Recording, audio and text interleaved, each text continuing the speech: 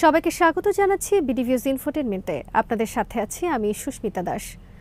Israel লেবাননের Hezbollah সদস্যদেরকে পেজার আক্রমণের মাধ্যমে যেভাবে হত্যা করেছে তা মধ্যপ্রাচ্যে নতুন করে ভয়াবহ উত্তেজনা তৈরি করেছে। চলমান পরিস্থিতিকে কেন্দ্র করে পুরো মধ্যপ্রাচ্য জুড়ে যুদ্ধ শুরু হয়ে যেতে পারে। পরিস্থিতি যে পর্যায়ে গিয়েছে তাতে ইসরায়েলের বিরুদ্ধে যুদ্ধ করা ছাড়া হিজবুল্লাহর আর কোনো উপায়ও নেই। আর হিজবুল্লাহ যদি যুদ্ধের সিদ্ধান্ত নেয় তাহলে ইরান এবং ইরান সমর্থিত প্রতিরোধ অক্ষের অন্যান্য সদস্য সংগঠনও স্বাভাবিকভাবেই তাদের সাথে যোগ দেবে। আরও জানাবো এবারের প্রতিবেদনে।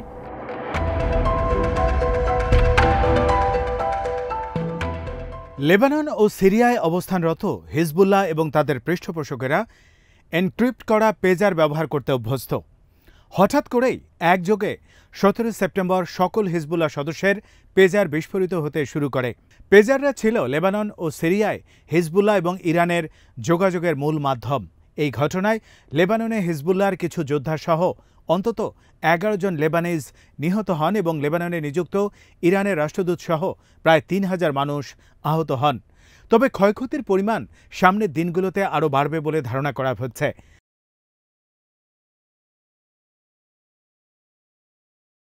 ইসরায়েল কিভাবে এই পেজার বিস্ফোরণের অপারেশনটি পরিচালনা করেছে সে ব্যাপারে বিস্তারিত তথ্য এখনও জানা যায়নি। তবে বিভিন্ন সংবাদ মাধ্যম দাবি করছে পেজারগুলোতে যে লিথিয়াম ব্যাটারি ছিল সেগুলো অতিরিক্ত গরম হয়ে যাওয়ায় এই বিস্ফোরণ ঘটেছিল। এর মানে হলো যে পেজাররা যখন এনক্রিপ্ট করা বার্তা পাঠাতো এবং অপর কারো বার্তা গ্রহণ করত তাদের অপারেটিং সিস্টেমগুলি নিরাপদ ছিল না।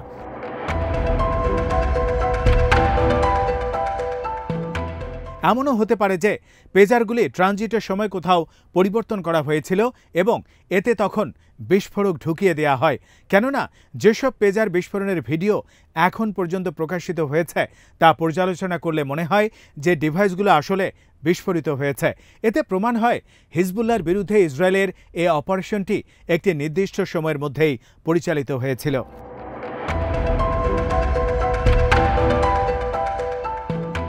পেজারদের টার্গেট করে যেভাবে ইসরায়েল এই বিস্ফোরণ ও মানুষ হত্যা মিশন পরিচালনা করেছে তা নজিরবিহীন। ইসরায়েল দীর্ঘদিন ধরে এই হামলার ছক কষেছে আর তাদের এই হামলার মূল লক্ষ্য ছিল লেবাননের হিজবুল্লাহর যোগাযোগের মূল ডিভাইসগুলোকে অকার্যকর করে দেয়া এবং হিজবুল্লাহর যোগাযোগ, কমান্ড ও নিয়ন্ত্রণ ব্যবস্থাকে ব্যাহত করা। হিজবুল্লাহ সদস্যরা আগে মোবাইল ব্যবহার করত, কিন্তু ইসরায়েলিরা মোবাইল ফোন ট্র্যাক করে তাদেরকে সহজেই শনাক্ত করতে পারত বিধায় পরবর্তীতে তারা মোবাইলের ব্যবহার হ্রাস করে পেজারের ব্যবহার শুরু করে।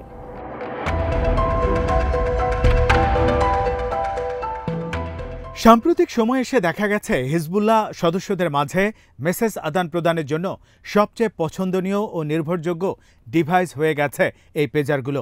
পেজারের মাধ্যমে আক্রমণের এই ইসরায়েলি পরিকল্পনার আরেকটি উদ্দেশ্য হল হিজবুল্লাহ সদস্যসহ সাধারণ জনগণের মধ্যে আতঙ্ক সৃষ্টি করা।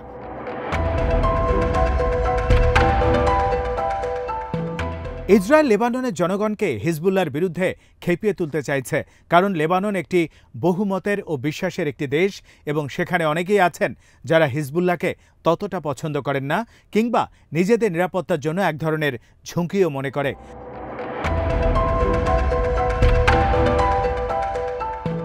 গত বছরের 7 অক্টোবর ইসরায়েলের দক্ষিণাঞ্চলে হামাসের হামলার পর থেকে গাজায় শতাব্দীর নৃশংসতম গণহত্যা পরিচালনা করছে ইসরায়েল।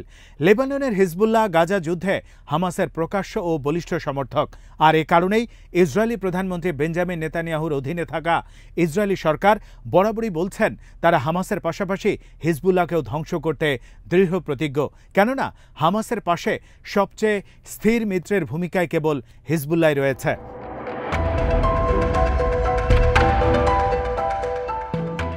পেজার আক্রমণের কয়েক ঘণ্টা আগেও নেতানিয়াহুর সরকার স্পষ্ট করেছিল যে ইসরায়েলের যুদ্ধেও টার্গেটগুলো সামনের সময়ে আরও বেশি বিস্তৃত হবে।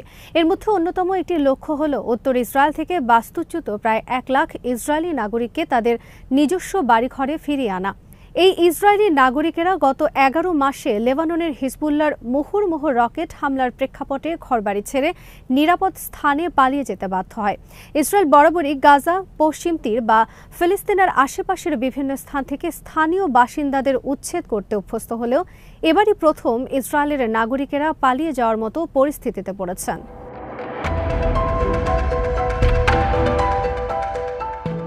ইসরায়েলের প্রতিরক্ষা মন্ত্রী ইয়োব গ্যালান্ট বলেছেন, উত্তরাঞ্চলে নাগরিকদের ফিরিয়ে আনার মূল উপায় হল সামরিক পদক্ষেপ। ইসরায়েলের শীর্ষ মন্ত্রীদের এসব মন্তব্যের পরপরই মঙ্গলবার একযোগে লেবাননে পেজার বিস্ফোরণ ঘটানো হয়। আগামীতে হয়তো ইসরায়েল হিজবুল্লাহর বিরুদ্ধে পূর্ণমাত্রার একটি যুদ্ধ শুরু করবে। পেজার বিস্ফোরণের প্রতিক্রিয়ায় হিজবুল্লাহ ইতিমধ্যে ঘোষণা করেছে যে তারা নিশ্চিতভাবেই ইসরায়েলের বিরুদ্ধে প্রতিশোধ নেবে।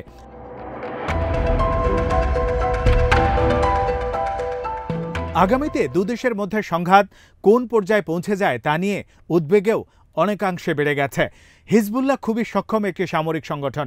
হিজবুল্লাহ কেবলমাত্র ড্রোন এবং মিসাইল দিয়ে উত্তর ইসরায়েলে আঘাত হানতে সক্ষম নয়, বরং ইসরায়েলের রাজধানী তেল আবিব সহ ইসরায়েলের বড় বড় শহরগুলোতে এবং ঘনবসতিপূর্ণ এলাকায় আক্রমণ করার সক্ষমতাও আছে হিজবুল্লাহর। এর আগে 2006 সালে হিজবুল্লাহ ইসরায়েলের সাথে যুদ্ধে এই সক্ষমতা দেখিয়েছিল।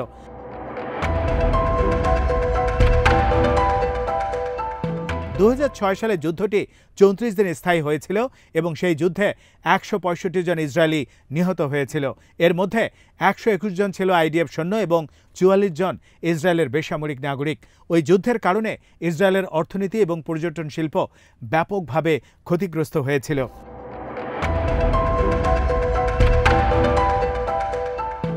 2006 সালের যুদ্ধে ইসরায়েলের তুলনায় অনেক বেশি ক্ষতিগ্রস্ত হয়েছিল হিজবুল্লাহ এবং সার্বিকভাবে লেবানন। কমপক্ষে 1100 লেবানিজ সেই যুদ্ধে নিহত হয়। তবে এত কিছুর পরও ইসরায়েলের প্রতিরক্ষা বাহিনী বা আইডিএফ হিজবুল্লাহকে ধ্বংস করতে পারেনি, বরং হিজবুল্লাহর প্রতিরোধ সক্ষমতা আরও বেড়েছে। তারা চাইলে ইসরায়েলের যে কোনো শহরেই আঘাত হানার ক্ষমতা রাখে। তবে হিজবুল্লাহ এরকম কোনো আক্রমণ করলে ইসরায়েলও বসে থাকবে না, বরং তারা সেই আক্রমণকে অজুহাত হিসেবে দাঁড় করিয়ে হিজবুল্লাহকে ধ্বংস করার সর্বাত্মক প্রয়াস চালাবে। এমনকি হিজবুল্লাহর মূল পৃষ্ঠপোষক ইরানকে শায়েস্ত করার মতো উদ্যোগ নিতে পারে। ইসরায়েল দীর্ঘদিন ধরেই ইরানে বড় ধরনের আক্রমণ করার অজুহাত খুঁজে বেড়াচ্ছে। আর যদি ইসরায়েলকে কেন্দ্র করে মধ্যপ্রাচ্যে বড় কোনো সংঘাত শুরু হয়, তাহলে নিশ্চিতভাবে মার্কিন যুক্তরাষ্ট্র ইসরায়েলের পাশে দাঁড়াবে।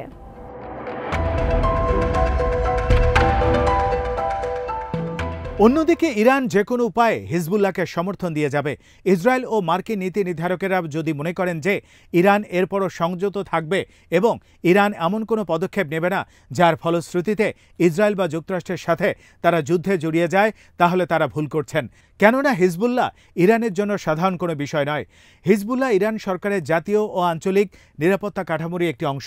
হিজবুল্লাহ ছাড়াও ইরানের বহুল আলোচিত প্রতিরোধ অক্ষে ইরাকি মিলিশিয়া, ইয়েমেনি হুথি এবং বাশার আল আসাদের সিরিয়ার সরকার এবং আরও বেশ কিছু আঞ্চলিক সংগঠন রয়েছে।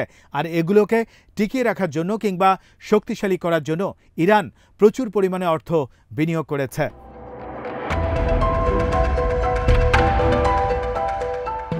ইরানের এই আলোচিত প্রতিরোধের অক্ষ তৈরির মূল উদ্দেশ্য ছিল ইসরায়েল এবং মার্কিন যুক্তরাষ্ট্রের বিরুদ্ধে একটি শক্তিশালী প্রতিরোধ বুদ্ধ গড়ে তোলা। আজ থেকে ৪৫ বছর আগে ইরান এই প্রতিরোধ অক্ষের কাঠামো নিয়ে কাজ শুরু করে। তখন ইরানি শাসকরা ইসরায়েল এবং তার প্রধান পৃষ্ঠপোষক মার্কিন যুক্তরাষ্ট্রকে নিজেদের অস্তিত্বের জন্য হুমকি মনে করতেন। এখনও পর্যন্ত ইরানের দৃষ্টিভঙ্গি তাই আছে। আবার একইভাবে ইসরায়েলও ইরানকে হুমকি হিসেবেই গণ্য করে। এই প্রেক্ষাপটে ইরান সাম্প্রতিক বছরগুলোতে আমেরিকার প্রধান প্রতিপক্ষ, বিশেষ করে রাশিয়া এবং চীনের সাথে সম্পর্ক জোরদার করেছে।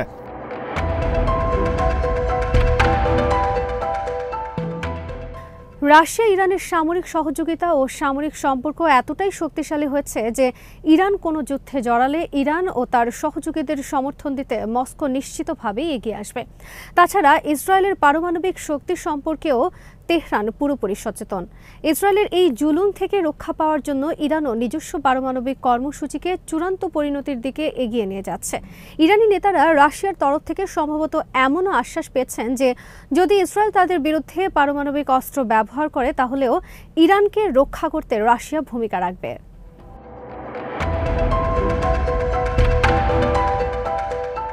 প্রসঙ্গত, গাজা যুদ্ধের বাস্তবতাও স্মরণে রাখা প্রয়োজন।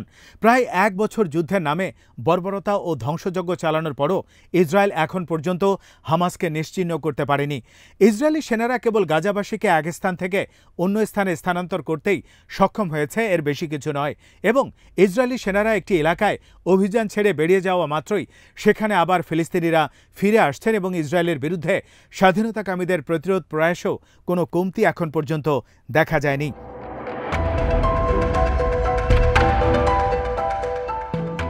গাজার মতো একটি অবরুদ্ধ এলাকায় যেখানে হামাসের মতো ক্ষুদ্র সংগঠনকে 1 বছর যুদ্ধ করেও ইসরায়েলিরা ধ্বংস করতে পারেনি, সেখানে হিজবুল্লাহ এবং এর সমর্থকদের পরাজিত করা তাদের জন্য নিরেট দুঃস্বপ্ন হয়ে থাকার সম্ভাবনাই বেশি। তাছাড়া হিজবুল্লাহ ইসরায়েলের যুদ্ধ শুরু হলে তা উভয় পক্ষের জন্যই গুরুতর ঝুঁকি তৈরি করবে। যদিও এত ঝুঁকি থাকার পরও দুই পক্ষই নিয়মিতভাবে পরস্পরের বিরুদ্ধে যুদ্ধ প্রস্তুতি অব্যাহত রেখেছে। পেজার আক্রমণটি ইসরায়েলের সর্বশেষ একটি স্ট্রং অপারেশন, যা গাজা যুদ্ধবিরতির সম্ভাবনাকে আরও কমিয়ে দিল। অথচ যুদ্ধবিরতি ছাড়া এই অঞ্চলে শান্তি ও স্থিতিশীলতা প্রতিষ্ঠা কোনোভাবেই সম্ভব হবে না।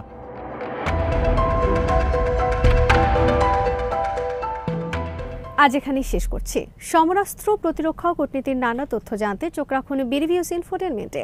চ্যানেলটি ভালো লাগলে সাবস্ক্রাইব করুন, সংযুক্ত থাকুন আমাদের ফেসবুক পেজে।